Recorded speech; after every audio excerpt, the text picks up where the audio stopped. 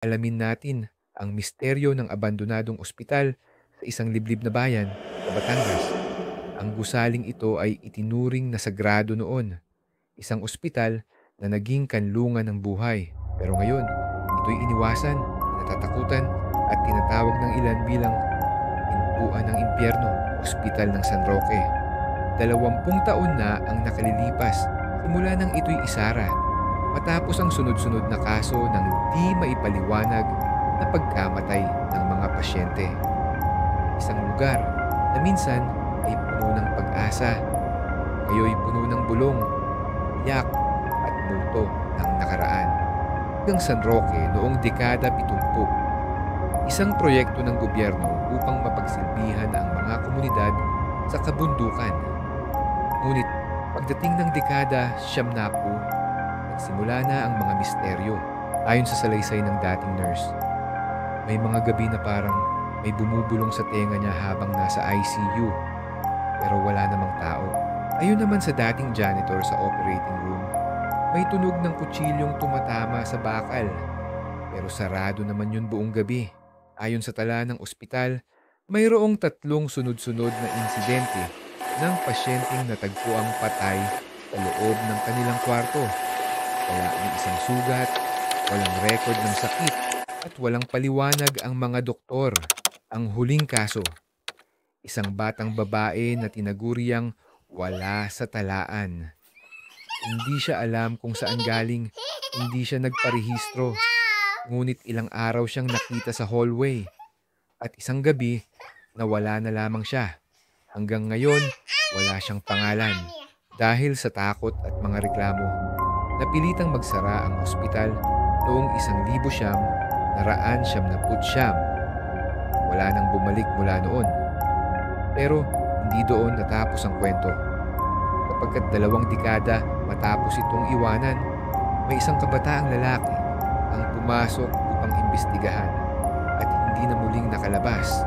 Ito ang simula ng kwento ni Jason Rivera, ang huling pasyente ng San Roque. Si Jason Rivera, 23 taong gulang, isang aspiring content creator na kilala sa kanyang channel na Tagos sa Gabi, isang vlog tungkol sa mga haunted places sa Pilipinas. Oktubre 31, 2018, gabi ng Halloween, isang bagong content ang balak niyang gawin at ang kanyang piniling lokasyon, ang San Roque Hospital. Sabi niya sa kanyang kaibigan, "Bro, babalik ako bukas. Basta panoorin mo yung upload ko.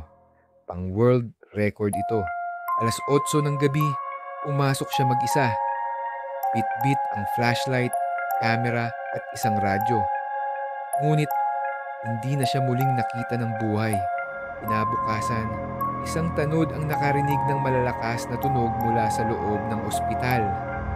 Sa silong ng lumang OR room, natagpuan nila si Jason, nakaupo, nakapikit ang mata at tila nakangiti, pero patay na.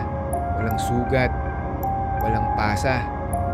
Ngunit may mga kakaibang simbolo sa paligid niya.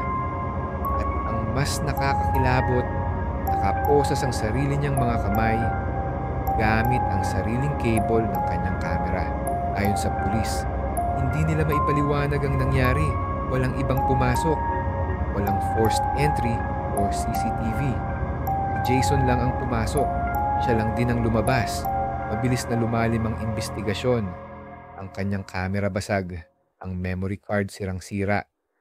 Pero ang pinakakakaiba, ang kanyang ECG result sa autopsy.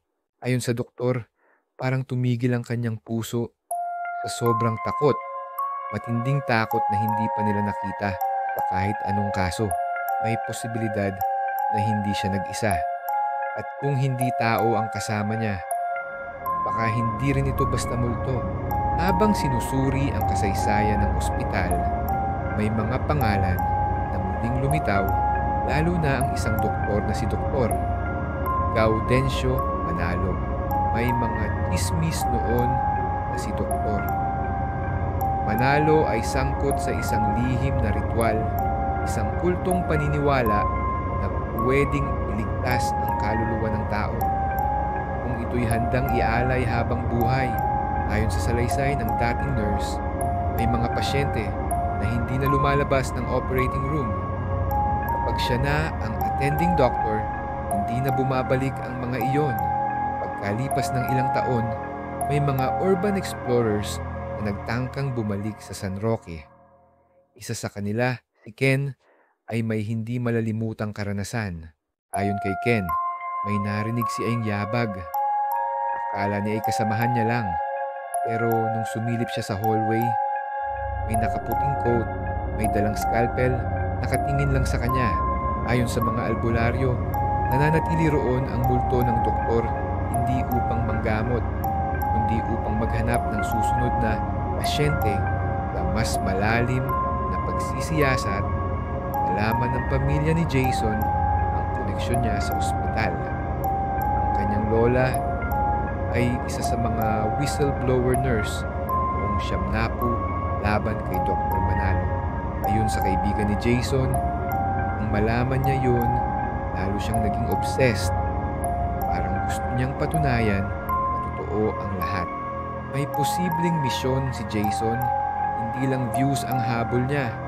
Gusto niyang ilantad ang katotohanan, pero siya mismo ang naging alay. Hanggang ngayon, nananatiling misteryo ang pagkamatay ni Jason Rivera. Walang kaso. Walang kasong isinampa. Wala ring sagot. Pero isang tanong ang nananatili sa mga bumisita. Kung ang ospital ay sarado na, sino ang tumanggap sa kanya bilang huling pasyente? Hindi lahat ng multo ay patay. Minsan, punto sila ng kasalanang hindi pa nababayaran. Ikaw, naniniwala ka ba sa multo? O naniniwala kang may mga krimen lang na sadyang tinatago? I-comment ang opinion mo sa ibaba. Baka ang susunod na kwento ay kwento ng sarili mong bayan. Kung gusto mong matuklasan pa ang mga madidilim na kwento sa likod ng mga totoong krimen at kababalaghan sa Pilipinas, huwag kalimutang mag-subscribe at i-hit ang notification bell.